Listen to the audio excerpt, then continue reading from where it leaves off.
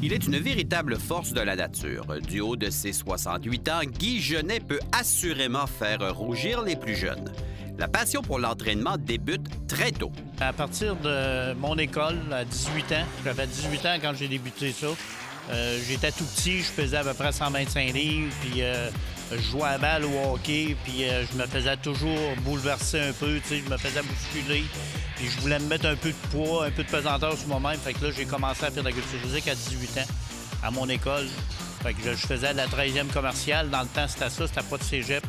Puis là, ma mère, quand elle m'a dit « Si tu passes ton année cette année, je vais t'acheter un set d'haltères », dans le temps, c'était Ben Weller. Là, j'ai commencé avec ça. Là, je me suis mis à faire ça, à aimer ça. Par la suite, c'est dans un endroit connu de la capitale qu'il fera son apprentissage. Après, j'ai commencé à aller dans les gymnases. Rodrigue Picard, à Québec, qui était connu dans le temps. Puis c'est là que j'ai pogné la passion de ça. Puis là, j'ai commencé à mettre un peu de volume sur le corps.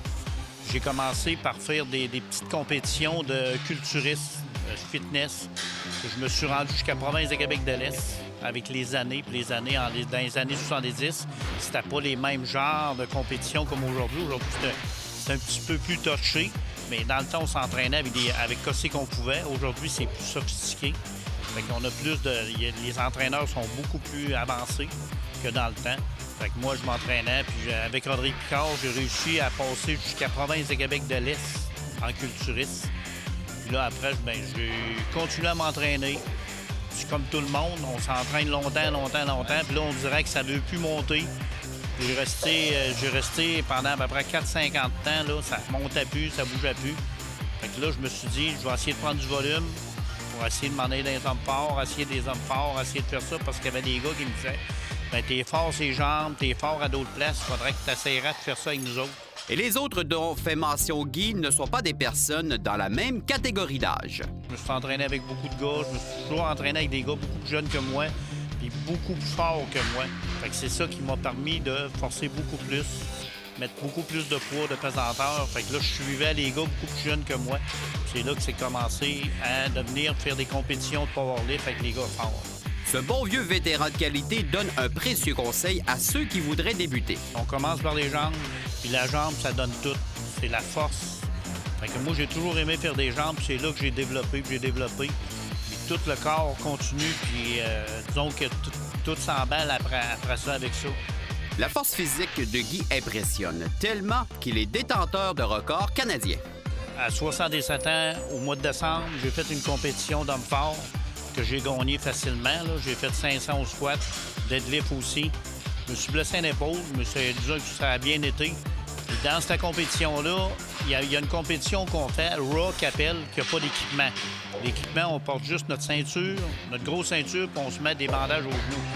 Ça, je l'ai gagné. J'ai gagné le championnat canadien comme ça, championnat québécois en Raw Capel, puis équipé, parce que je le fais souvent équipé, parce que vu mon âge, je veux pas me blesser. Fait que l'équipement, on a un sou d'équipement, on met des bandages, puis on met la grosse ceinture. Là, j'ai gagné les records canadiens, québécois, puis là, 5 ans, j'ai battu le record du monde, j'ai fait 525 livres au squat. Afin d'en savoir davantage, un participant doit porter un équipement particulier. Le costume, c'est un genre de costume qui est stretché. Comment je pourrais vous dire ça? C'est que, mettons qu'un gars habille large, il va prendre un costume médium pour que ça soit très, très serré, pour soutenir tous ses muscles, pour pas qu'il se blesse. Ça soutient le dos, ça soutient les épaules. Puis on met une ceinture de powerlift. La ceinture, elle doit avoir à peu près 3/4 de pouce à 1 pouce d'épaisseur pour soutenir le dos quand on fait le squat, quand on fait le deadlift. Puis on se met des bandages aux genoux pour justement que les articulations des genoux lâchent pas. Fait que de même, ça nous permet de prendre un petit peu plus pesant qu'on prendrait normalement en le faisant pas. Bon, je peux vous donner un exemple. Disons qu'au squat, si je fais raw, pas d'équipement, je vais faire à peu près 500 livres. Si je mets mon équipement, je vais faire 5,50, 5,25, 5,35. Âgé maintenant de 68 ans, qu'est-ce qui motive à poursuivre l'entraînement? Pour moi, c'est une passion. J'aime ça. J'ai jamais arrêté. La seule fois que j'arrête dans l'année, c'est quand je m'en vais en vacances. Puis encore là, je regarde les gyms, tout ça, puis je m'en vais sur les plages, puis je marche beaucoup. Mais tu sais, on dirait que c'est comme une... on va dire... le monde sont habitués de déjeuner, dîner, souper. Bien, moi, je vais me passer de dîner, mais je vais venir m'entraîner. Pour moi, c'est une passion.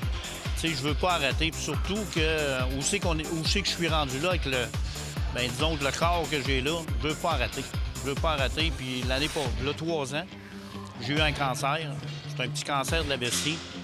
Mais par contre, mon docteur m'a dit, quand il m'a examiné puis il m'a vu comment que j'étais en forme, il m'a dit, t'arrêtes jamais de faire ça. Il dit, c'est inutile, tu continues à t'entraîner, tu as une grosse force musculaire, tu as une grosse masse musculaire. À ton âge, c'est rare. Fait que c'est ça qui me permet de continuer. La présence de partenaires d'entraînement aide aussi. Également, la fréquence au gym ressemble à...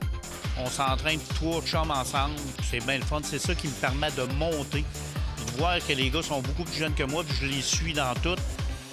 Ça me fait plaisir, puis les gars, ils me le disent que je suis leur mentor. On s'entraîne 4 fois par semaine. On s'entraîne le lundi, mardi, mercredi off, jeudi, vendredi. On va faire le lundi, on va faire le haut du corps. On va faire, mettons, le pectoral, le dos. Le mardi, c'est juste la jambe, parce que c'est une partie qui est très dure, très difficile, qui demande beaucoup de respiration, qui demande beaucoup. Fait qu'on fait juste la jambe. Mais on fait des circuits. Fait qu'on fait 3 ou 4 mouvements ensemble. On fait du squat, du leg press, on fait du leg extension, on fait du half squat, on fait 5 répétitions de 10, on fait le tour de main, ça prend 1 heure, mais on le met le maximum tout le temps. Puis de temps en temps, le vendredi, on va faire les circuits que Florian Bianchi fait. Ça donne beaucoup de cardio. Fait que quand on a un bon cardio, ça nous aide à forcer à mettre beaucoup plus de pesanteur sans se fatiguer. Et nous, on peut confirmer qu'à te regarder, on se sent un peu fatigué. Toutefois, tu es un modèle nous donnant le goût de bouger encore plus.